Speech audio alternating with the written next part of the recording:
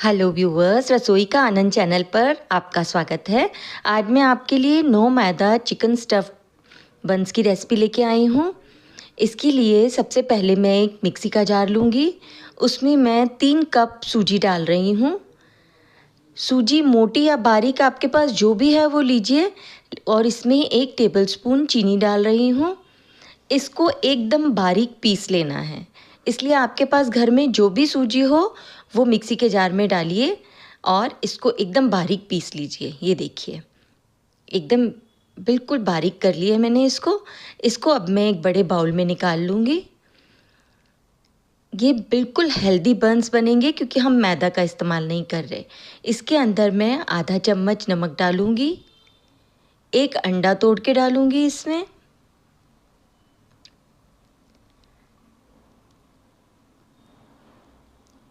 अब इसके अंदर मैं ड्राई ईस्ट डाल रही हूँ, 2 टीस्पून भर के डालूँगी और 1/4 टीस्पून। टोटल मैंने 2.25 चम्मच ईस्ट डाली है, ड्राई ईस्ट। अब मैं इसके अंदर 4 टेबलस्पून ऑयल डाल रही हूँ। घी या ऑयल आप इसमें कुछ भी डाल सकते हैं। अब इन सब चीज़ों को एक बार मैं इस तरह से मिक्स कर लूँगी, जैसा कि आप देख रहे हैं।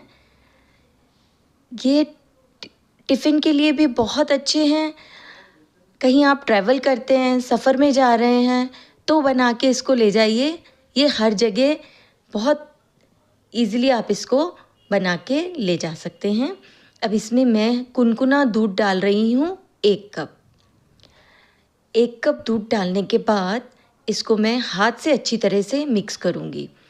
आप इस बात का ध्यान रखिए कि दूध या तो कुनकुना हो, नहीं तो अगर आप ज़्यादा गर्म कर देंगे तो ईस्ट जो है वो डाई हो जाएगी और वो आपके डो को राइज़ नहीं होने देगी।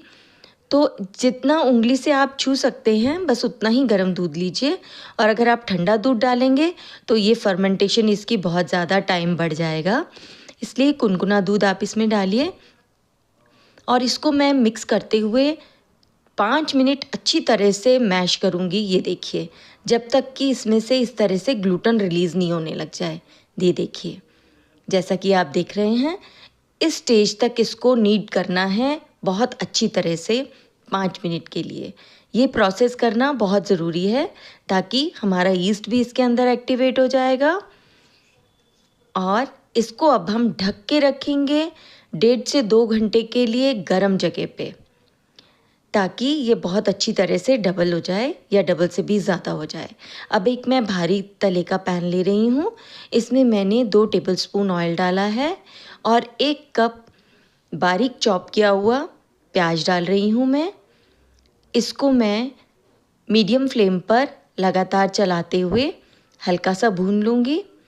हमने प्याज का कलर चेंज नहीं करना, इसको थोड़ा सा सौते करना है हमें, लेकिन इसको छोड़ना बिल्कुल नहीं है। लगातार इसको चलाते रहना है, नहीं तो हमारे प्याज जल जाएंगे और वैसा हमें नहीं चाहिए। उससे पूरी आपकी जो भी आप रेसिपी बना रहे हैं उसका टेस्ट ख़राब हो जाएगा। अब इस स्टेज पर मैं आधा चम्मच नमक डाल रही हूँ। नमक डालने के बाद वापस इसको मैं चला लूँगी, जिससे थोड़े से प्याज जल्दी कैरमलाइज़ हो जाते हैं। अब इसके अंदर मैं 1 टेबलस्पून लहसुन को कूट के डाल रही हूँ। इस तरह से इसका फ्लेवर बहुत निकल के आता है, तो कुटी हुई लहसुन ही आप इसके अंदर डालिए और वापस से इसको मैं चलाते हुए मिक्स कर लूँगी।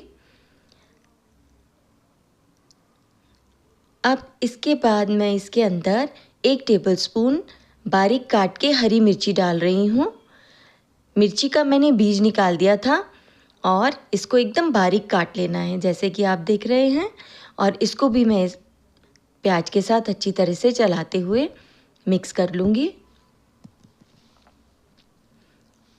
व्यूअर्स, अगर मेरी रेसिपीज़ आपको अच्छी लगती हैं तो प्लीज़ लाइक, शेयर और सब्सक्राइब करिए। अब इसके अंदर मैं 4 कप बॉईल किया हुआ उसके इस तरह से श्रेडेड चिकन डाल रही हूँ। बोनलेस चिकन है ये, और इस तरह से इसके श्रेड्स मैंने निकाल लिए हैं, वो मैं इसके अंदर डाल रही हूँ। बॉईल करते समय मैंने इसमें 1 कप पानी डाला था और थोड़ा सा नमक डाला था। इसलिए मैंने इसके प्याज के मिक्सचर में आधा चम्मच ही नमक डाला है, नहीं तो नमक ज़्यादा हो जाएगा। चिकन डालने के बाद इसको अच्छी तरह से चलाते हुए हमें भून लेना है। गैस की फ्लेम हमारी मीडियम ही रहेगी। इतनी अच्छी तरह से इसको मिक्स करना है और भूनना है ताकि ये थोड़ा ड्राई भी हो जाए और चिकन की भी बाकी चीज़ों के साथ अच्छी तरह से भुनाई हो जाए। तो इसको मैं 2 मिनट तक चलाते हुए अच्छी तरह से इस तरह से भून लूँगी। बिल्कुल ये सिंपल रेसिपी है और बहुत ज़्यादा इसमें ऑयल की भी ज़रूरत नहीं है क्योंकि हम इसको बेक करेंगे। अब इस स्टेज पर मैं 1 टेबलस्पून देगी मिर्च डाल रही हूँ, जो कि ज़्यादा तीखी नहीं होती, लेकिन हमारी रेसिपी में इससे कलर बहुत अच्छा आ जाएगा। देगी मिर्च को भी मैं डालने के बाद बहुत अच्छी तरह से इसके अंदर मिक्स कर लूँगी। अब इसके अंदर मैं आधा चम्मच गरम मसाला पाउडर डाल रही हूँ। ये घर के मसालों से बनाया हुआ है। आधा चम्मच काली मिर्ची का पाउडर डाला है और इसके अंदर मैं इस स्टेज पर चिकन मसाला डालूँगी। चिकन मसाले से भी इसके अंदर फ्लेवर बहुत बढ़ जाते हैं। तो ये मैं डालूँगी 2 चम्मच। 2 चम्मच चिकन मसाला, आधा चम्मच काली मिर्ची का पाउडर डाला है, आधा चम्मच गरम मसाला पाउडर डाला है और 2 चम्मच मैं इसमें लहसुन की चटनी डाल रही हूँ। इसकी रेसिपी मैंने यूट्यूब पे अपलोड की हुई है। इस रेसिपी में लहसुन की चटनी का बहुत अल्टीमेट फ्लेवर आता है। तो ये मैं लास्ट में इसका लिंक दे दूँगी। ये आप बना के रखेंगे तो पूरा साल आप इसको खा सकते हैं। ये बिल्कुल ख़राब नहीं होती।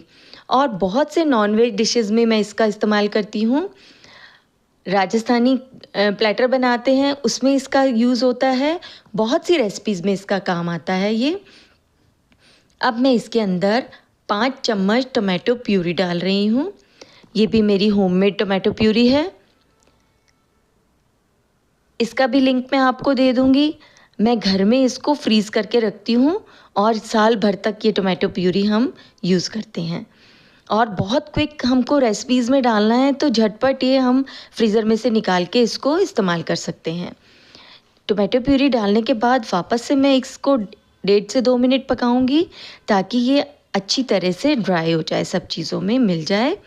अब इस स्टेज पर मैं 1 टेबलस्पून कॉर्नफ्लोर डाल रही हूँ। आपके पास कॉर्नफ्लोर नहीं है तो आप इस स्टेज पर 1 टेबलस्पून मैदा भी डाल सकते हैं। कॉर्नफ्लोर को मैं इस तरह से चिकन के मिक्सचर में अच्छी तरह से मिक्स कर दूंगी। तो ये एकदम कॉर्नफ्लोर जैसे ही इसमें डालेंगे ये बिल्कुल ड्राई हो जाएगा। तो इसलिए मैं इसके अंदर आधा कप चिकन स्टॉक डाल रही हूँ। अगर आपके पास चिकन स्टॉक नहीं है तो आप इस स्टेज पर आधा कप दूध डाल सकते हैं, लेकिन डालिएगा ज़रूर क्योंकि कॉर्नफ्लोर डालते ही ये एकदम ड्राई हो जाता है। तो इसको मॉइस्ट करने के लिए आप इसके अंदर चिकन स्टॉक डालिए या आधा कप दूध डालिए। स्टॉक डालने के बाद मैं इस तरह से इसको थोड़ा सा 4-5 बार चला लूँगी और वापस से इसको हम ड्राई कर लेंगे क्योंकि हमें एकदम ड्राई मिक्सचर चाहिए। हम इसको बन के अंदर इसकी फिलिंग करेंगे। जैसे ये ड्राई हो जाएगा मैं गैस बंद कर दूँगी और इसको एक प्लेट में निकाल कर ठंडा करने के लिए रख देंगे, क्योंकि इसकी स्टफिंग जब हमें करनी है तो हमें बिल्कुल ये ठंडा होना चाहिए, तभी इसकी स्टफिंग होगी। जैसे ही ये ठंडा हो जाएगा इसके अंदर मैं 1 टेबलस्पून बारीक काट के हरी मिर्ची डाल रही हूँ, बीज निकाल के। बारीक कटा 1 टेबलस्पून हरा धनिया डाला है और 1 टेबलस्पून ही मैं इसके अंदर नींबू का रस डालूँगी। अब इन सब चीज़ों को मैं अच्छी तरह से मिक्स कर दूँगी। ठंडा होने के बाद ही ये चीज़ें डालनी हैं और नींबू का रस भी तभी डालना है।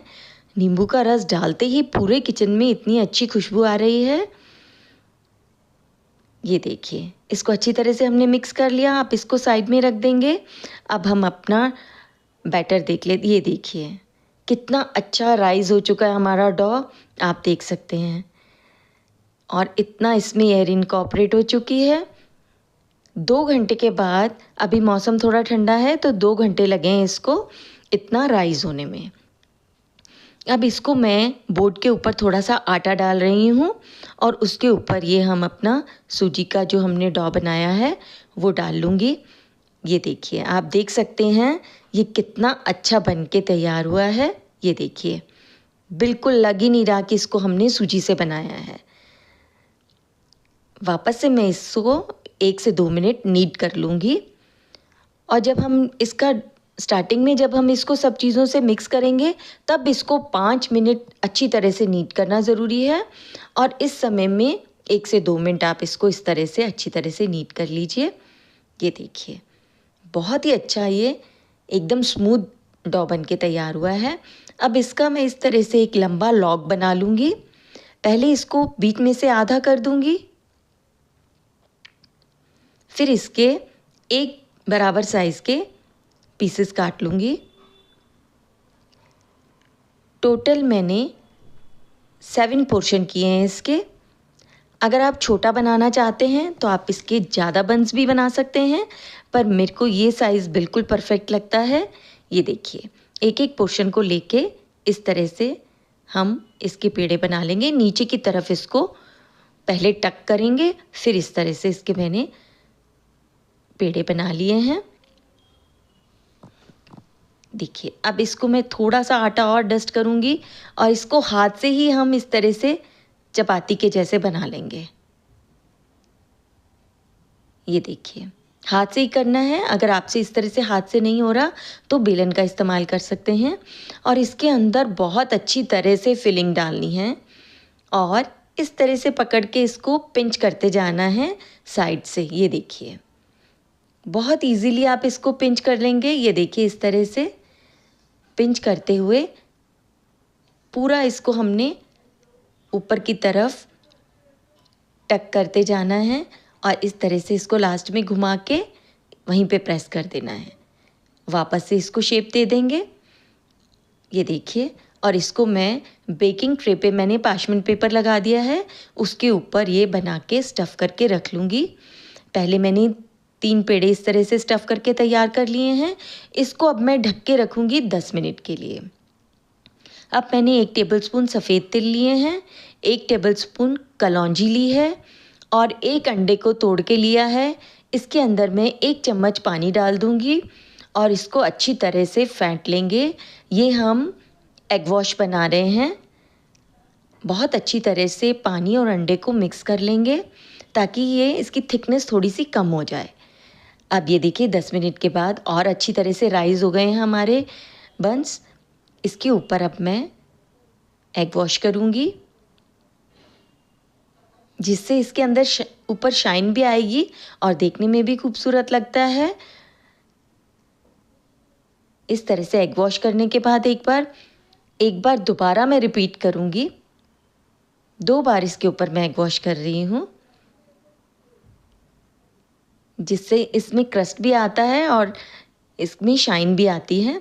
2 बार एग वॉश करने के बाद इसके ऊपर मैं तिल स्प्रिंकल कर दूँगी थोड़े से, जो खाने में भी टेस्टी लगते हैं और देखने में भी बहुत खूबसूरत लगते हैं। और थोड़ी थोड़ी कलौंजी डाल दूँगी इसके ऊपर। ओवन को मैंने प्रीहीट करने के लिए रख दिया था 10 मिनट पहले। दोनों रॉड्स ऑन कर दी हैं और 190 डिग्री सेल्सियस पर मैंने टेम्परेचर कर दिया है।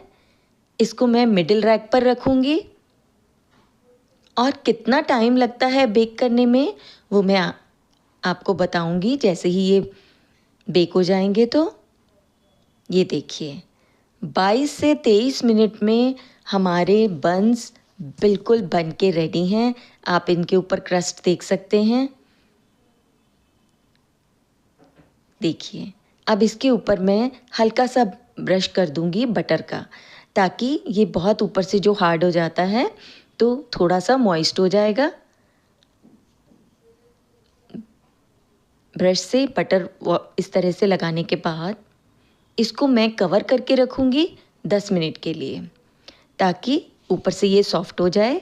अब एक बाउल में मैं 5 चम्मच टोमेटो केचप ले रही हूँ और इसमें 1 चम्मच मैंने लहसुन की चटनी डाली है। उन दोनों को मैं मिक्स कर लूँगी। ये देखिए, बंस हमारे बिल्कुल तैयार हैं।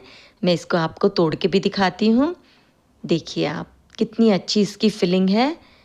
और इसको मैं, जो हमने चटनी बनाई है केचप और लहसुन की चटनी मिक्स करके, उसके साथ सर्व करूँगी। ये मैं आपको टेस्ट करके भी बताती हूँ। बहुत ज़्यादा टेस्टी बना है, बहुत अच्छी इसकी खुशबू आ रही है। आप इसको ज़रूर बनाइए, खाइए, इसका आनंद लीजिए।